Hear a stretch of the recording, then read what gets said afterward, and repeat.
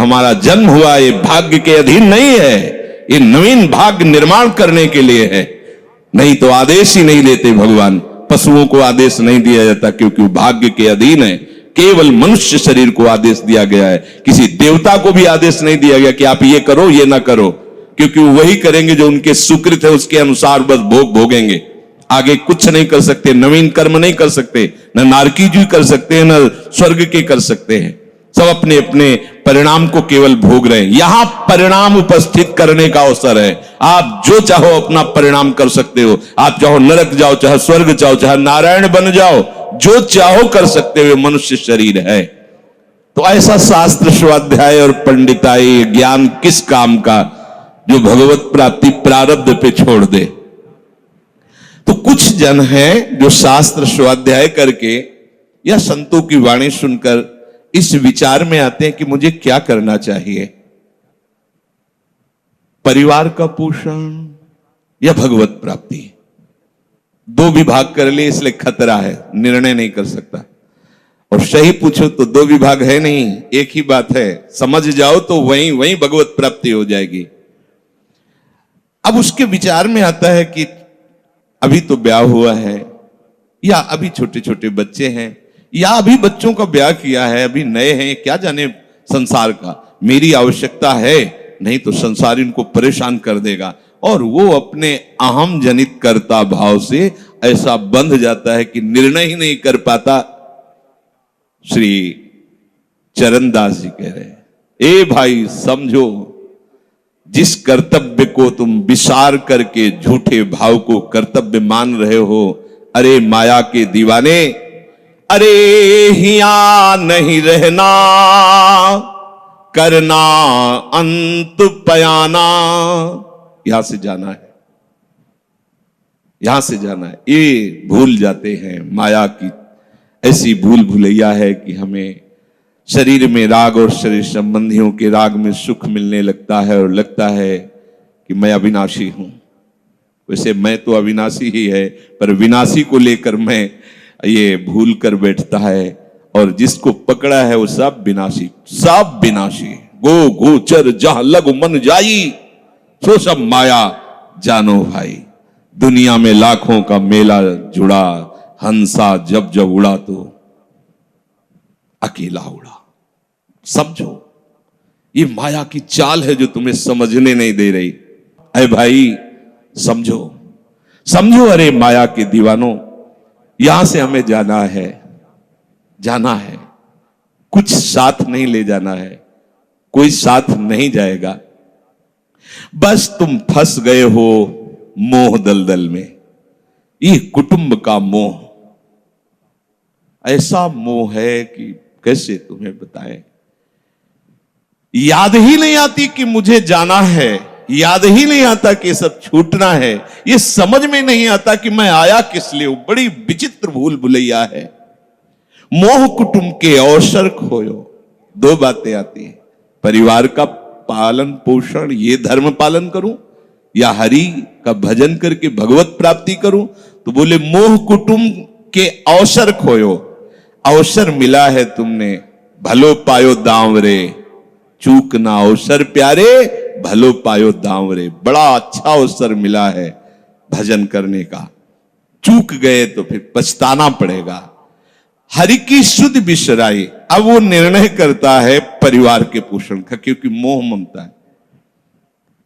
पीछे का हर बार सत्संग में कहते हैं कि पीछे का रास्ता एकदम बंद हो जाना चाहिए, कि आगे कोई भयावह स्थिति आवे तो लौटने का रास्ता नहीं रहना चाहिए। उपासक को पीछे का मार्ग बंद कर देना चाहिए। पर होता क्या है, अपने लोग बहुत कमजोर हैं, तो कदम ऐसे रखते हैं पर पीछे वाला पुष्ट बनाए रखते हैं कि अगर इधर थोड़ी भी आंच लगी तो कदम पीछे करके सुरक्षित हो जाए। वो सुरक्षित नहीं है, वो सुरक्षित नहीं है, वो असुरक्षा है। परिवार का राग, अन्य भरोसा, किसी देहधारी का भरोसा, किसी वस्तुओं, ये भरोसे लायक चीज है। अरे क्षण में बिगड़ जाने वाली चीज है। भरोसा तो हरि का है, भरोसा तो हरि गुरु चरण सेवा अनुसरो। ये भरोसा कभी तुम्हें विश्वासहीन नहीं होने देगा। ये भरोसा कभी धोखा नहीं। साधुते हो न कारज हानि, कभी तुम्हारा अमंगल नहीं हो सकता। मोह कुटुंब के अवसर खोयो हरि की शुद्ध विश्राई। अब दिन तो बैल की तरह काम करने में व्यतीत हो रहा है और रात्रि नींद और भोग में समाप्त हो रही है। आठों पहर की 60 घड़ियां बेकार में इसने व्यतीत कर दी। एक क्षण भी शांति से बैठकर विचार नहीं किया कि मेरा जन्म किस लिए हुआ है, मैं क्या कर रहा हूं, और अपना कुशल चाहता है। इच्छिन हरि को नाम लीनो, कुशल कहां ते हुई, तब लग कुशलन जीव को सपने हो मन विश्राम। स्वप्न में भी शांति नहीं मिल सकती जब तक भजन नहीं करोगे। बालक अवस्था तो खेल में चली गई, जवानी हुआ तो अहंकार मद छाया, मैं करता मैं भोगता इसमें चली गई। जब वृद्ध आया तो रोग और चिंताओं ने घेर लिया। अब इतना दुखी है कि वो सोच भी नहीं सकता कि मैं इनसे दूर होकर भजन कर लूं। ये जो वो भजन का नाटक होता है, भजन नहीं, हम देखते हैं ऐसे ही लगा रहता है, कैसे हो और बढ़िया सब, और क्या करें, और मरने का ठौर आ रहा है, और क्या करें, तुम आए हो भजन करने के लिए और में भी फंसे हो, क्या कर दूं, कहां से कैसे व्यवस्था कर दूं। हम ही चला रहे हैं, भले वृंदावन में बैठे परिवार हमारे अनुसार चलेगा, हमारे ही, नहीं तो नष्ट हो जाएंगे। आए हैं वनवास करने के लिए, भजन करने के लिए, पूरा का पूरा प्रपंच दिमाग में पता लगता है। वृद्ध भय चिंताति उपजी, दुख में कछु न सुहाता। अरे भूल क्यों रहे हो, चेतो। साधु चेताता है जगत को, चेतो। काल रूपी शिकारी धनुष पर विष का बाण चढ़ा चुका है, तुम ठीक निशाने पे हो, होश में हो जाओ। अगर अब कोई तुम्हें निशाने से बचा सकता है तो काल का भी महाकाल हरि बचा सकता है, दूसरा कोई नहीं। आए अचानक बांधे, यम के दूत आकर अचानक बंधन में डाल करके ले जाते हैं। अब वो निर्णय कर रहे हैं, झूठे जग से नेह छोड़कर साचो हरिनाम उचारो। चरणदास सुखदेव कहते हैं अपना भला विचारो, इसी में अपना भला है। तो क्या करें, घर परिवार छोड़कर तुम्हारी तरह बाबा जी बन जाए। बाबा जी बनने से भगवत प्राप्ति नहीं होती। अगर आप बाबा जी बाहरी बात को ले रहे हैं तो उसको समझ लीजिए, बाबा जी बनने से भगवत प्राप्ति नहीं होती, प्रभु के होने से भगवत प्राप्ति होती है। वो आप चाहे गृहस्थ वेश में रहकर बनो या आप विरक्त वेश, 2 मार्ग शास्त्रों ने स्थापित किए हैं, वो प्रभु के लिए। अगर वेश बदल लिया है और परिवार का राग है, भोगों का राग है, संसार की सत्यता का भान हो रहा है कि सब सत्य है, कोई फर्क नहीं पड़ता। वेश परिवर्तन से कोई फर्क नहीं पड़ता। गधे की पीठ में चाहे मिट्टी ला दो, चाहे कबाड़ ला दो, चाहे बेद ला दो, उसको बाहर से मतलब है। शरीर में चाहे लाल कपड़ा पहनो, चाहे सफेद पहनो, चाहे काला पहनो, चाहे नीला पहनो, चाहे पीला पहनो, ये तो वस्त्र है। आपका उद्देश्य क्या हुआ, आपका अपनापन कहां गया, ये खास बात है। कहीं ऐसा नहीं लिखा कि बाबा जी बनने से वो मोक्ष पद प्राप्त, नहीं। जहां संत की बात आएगी वहां लक्षण होंगे, जहां भगवत प्राप्ति की बात आएगी वहां मन का प्रभु में तन्मयता होना, प्रभु में डूबना, प्रभु के चिंतन में मगन होना होगा। वो चाहे गृहस्थ हो चाहे विरक्त हो, दोनों के। एक है कि संसार का व्यवहार पसंद नहीं तो निवृत्ति मार्ग का पथिक बन गया, और एक है कि संसार के व्यवहार को भगवत स्वरूप समझकर, भगवत अर्पित करते हुए अपने को प्रभु का मानकर, प्रभु को अपना मानकर चल रहा है, ठीक वैसे ही भगवत प्राप्ति उसको भी होगी।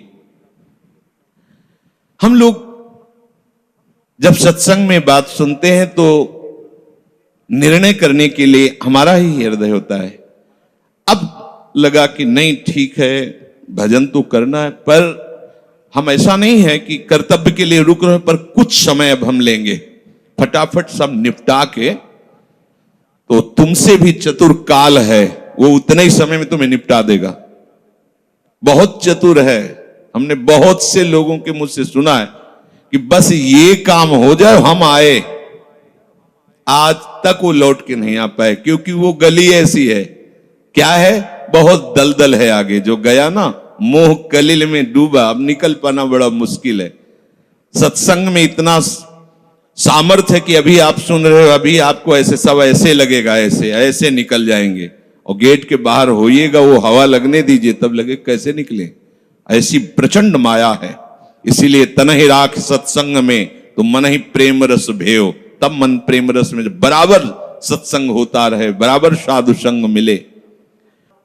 ऐ साधु, ये तमाशा है, तमाशा बस 2 घड़ी का तमाशा है।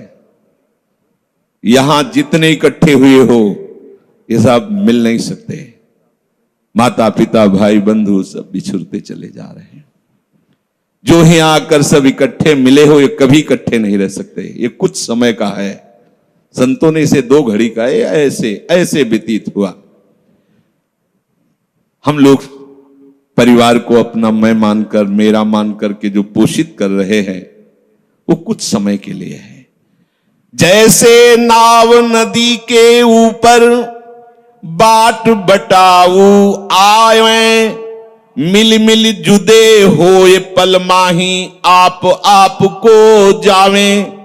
जैसे नदी पार करने के लिए 50 लोग इकट्ठे हुए, नाव में बैठे, नाव किनारे पहुंचे, सब अपने अपने मार्ग को चले जाते हैं, कोई किसी का साथ नहीं देता है। ऐसे ही मृत्यु का समय आया, चला, आप कितना भी प्यार करो, वो लौट के आपसे पूछने के लिए नहीं आएगा आप कैसे हो, या आपने कितना भी सबके लिए किया है, मोह से युक्त होकर अपना जीवन, विशेष जीवन आपने दे दिया, लेकिन आपकी क्या दुर्गति होगी किसी को कोई परवाह नहीं है। फूंक ताप के 10-5 दिन में वो जो दिन क्रिया हुई, इसके बाद सब मौज मस्ती में होते हैं। कोई तुम्हारा चिंतन, कोई तुम्हारा नाम नहीं लेगा, कोई तुम्हारे लिए आंसू नहीं बहाएगा। वो अगर कोई रोता है तो हमने सुना है कैसे रोता है। आज तक हमने जो कहा वही इन्होंने पूरा किया, मतलब अपनी कामनाओं की पूर्ति के लिए रोता है। अब कौन हमारी बात सुनेगा। तुम कितना हमें चाहते थे, कोई नहीं इतना चाहता। क्या कह के रो रहा है, क्या कह के रो रहा है? अपनी कामनाओं की, स्वार्थ की पूर्ति के लिए रो रहा है, तुम्हारे लिए नहीं रो रहा। वो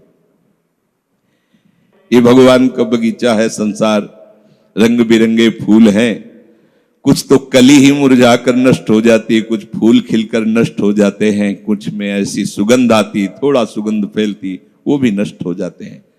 ये बगीचा केवल देखने में सुहावना लगता है बड़ा भयावना। इसमें मृत्यु का तांडव हो रहा है। आप देखो, प्रतिपल मृत्यु भयावा, पर कैसी माया है। सामने वाला पतिंगा जला, फिर भी वो जाके उसी में जलता है।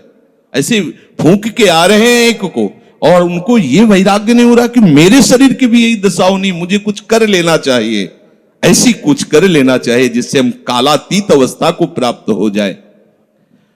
क्यों नहीं कर पाता?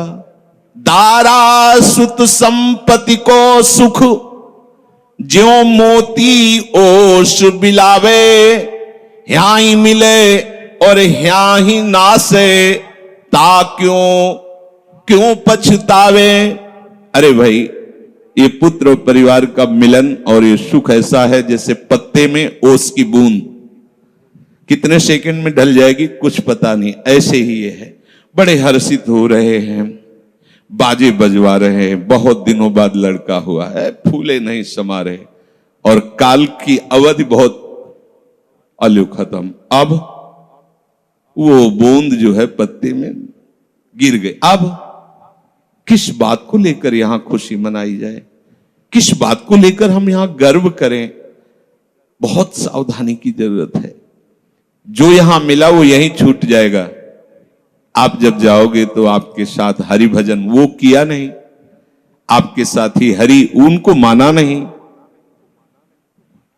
क्या करो? कुछ दे दे, क्या?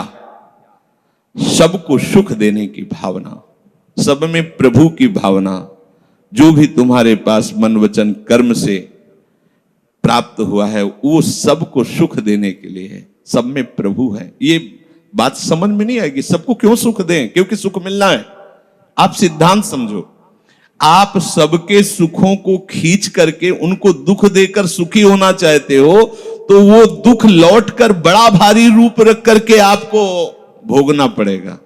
आप दूसरे को सुख दिए तो सुख लौट के बड़ा भारी सुख आपको देगा। ये सिद्धांत समझो ना, पर समझ ठीक है नहीं।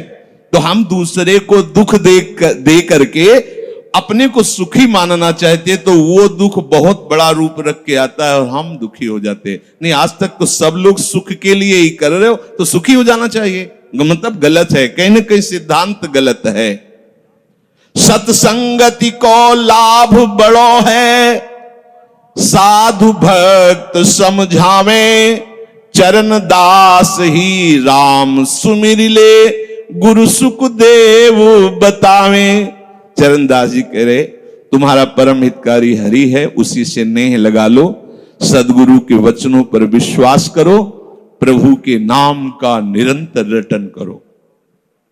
अब ये बात हमारी समझ में आई सत्संग के द्वारा कि हमारे जीवन के जो दो बात उद्देश्य बन रहे थे कि एक तो क्या करें, परिवार का पोषण करें या हरि भजन करें। तो दो भाव जो बने थे उनको तो मिटा दो, दो है ही नहीं। घर गृहस्थी में जो है बिल्कुल उसे बंधनकारक मत समझो, प्रभु का सब कुछ मानकर नाम सुमिरन करते हुए जो सेवा करो। अरे बड़ा आनंद आता है। आपको लगता है कि बैठकर भजन होता है, बिल्कुल ये मन की चाल है, नहीं होता। मन को भजन में नहीं लगाओगे तो चाहे पड़े रहो चाहे बैठे रहो, भजन नहीं होने वाला। और अगर भजन में लगाओगे तो फावड़ा चलाते हुए भजन होगा। जब नाम का अभ्यास करना था तो नई अवस्था थी, तो गुरुजन हर समय सेवा में लगाए रहते थे। बड़ी बड़ी पत्थर की शिलियां आश्रम में थी, उठा उठा कर उनको जमा कर खोद के बराबर करना, तुलसी का बगीचा लगाना, गेंदे का बगीचा लगाना, और वृक्षों को हैंड पैप से भर भर के पानी 100 बाल्टी खूब सींचना खूब, और उसमें भी नाम स्मरण करना। और जो पूर्व सदगुरुदेव भगवान थे बड़े ही बाहरी कठोर नियम वाले, और उस समय नाम का अभ्यास उसी समय करवाया गुरुदेव भगवान ने। ऐसे नाम पूरे में सोने लगाना, गुरुदेव भगवान की कृपा से समझ में आया। तो हमें लगता है कि कोई भी काम करते हुए भजन हो सकता है, कोई भी। अरे जब युद्ध हो सकता है तो और क्या बात है।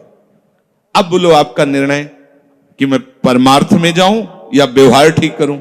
हम कह रहे हैं वो व्यवहार ही परमार्थ बना लो ना, भागने की जरूरत कहां है।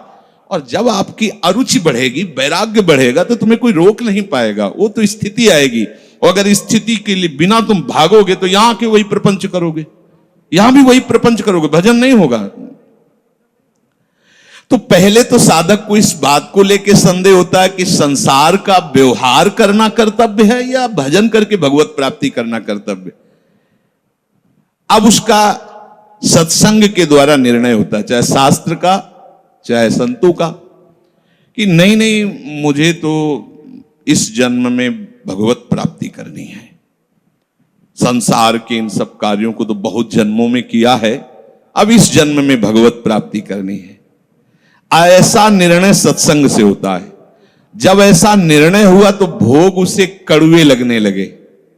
ये शरीर का विलास, इंद्रियों का विलास उसको एक दुखद लगने, कैसे कैसे छोड़ूं, कैसे हटूं। अब उसी को वैराग्य कहते हैं। अब उसके अंदर वैराग्य बढ़ने लगा। जब वैराग्य बढ़ने लगा तो वो प्रभु की तरफ चलने के लिए उतावला हुआ। अब उसके सामने प्रभु की तरफ चलने के लिए जो बताने वाले वो शास्त्र हैं और वो संत जन हैं। अब इतने संत जन हैं कि उनकी सबकी अलग अलग साधना है, अलग अलग उपासना है। इतने शास्त्र हैं कि उनकी अलग अलग धाराएं हैं, और बिना इसके कल्याण नहीं होगा। सब कोई कहता है हमारा मार्ग ठीक है, सब सिद्धांत कहते हैं इससे भगवत प्राप्ति, इससे भगवत प्राप्ति, इससे ऐसा, इससे। वो साधक फंस जाता है कि चलूं तो किस में चलूं। उसके सामने साध्य और साधन विषयक तरह तरह के भेद साधकों के द्वारा, संतों के द्वारा, भक्तों के द्वारा डाले जाते हैं सामने। फिर शास्त्र को पढ़ता तो बहुत सी बातें शास्त्र में निकलती हैं, और वो बेचारा परेशान हो जाता है कि अब मैं क्या करूं। संसार का तो सत्संग के द्वारा समझ लिया कि ये ठीक नहीं, मुझे भगवत प्राप्ति, पर कैसे भगवत प्राप्ति करूं। अब इसका निर्णय करना उस नवीन साधक के लिए बहुत कठिन होता है। परंतु भगवत कृपा का वो जिसने आश्रय ले लिया वो यहां टिकता नहीं इस संशय में। परमार्थ भगवत कृपा से पुष्ट होता है। सबसे पहले प्रभु हरि को गुरु बनाना चाहिए। वही सबके गुरु हैं। जब हम घर से निकलने की सोच रहे हैं, उस समय वो सोच भी गुरु दे रहा है, वो हरि गुरु उस समय सोच भी दे रहा है वही। तो जब हमारी ऐसी स्थिति आती है कि हम निर्णय नहीं कर पाते, तो अंदर से प्रभु को पुकारना चाहिए, हे गुरुदेव हरि, आप प्रकट रूप में मिलो और मेरा समाधान करो। अब जो ही वो अंदर से ऐसी दशा में प्रभु की शरण होकर के पुकारता है,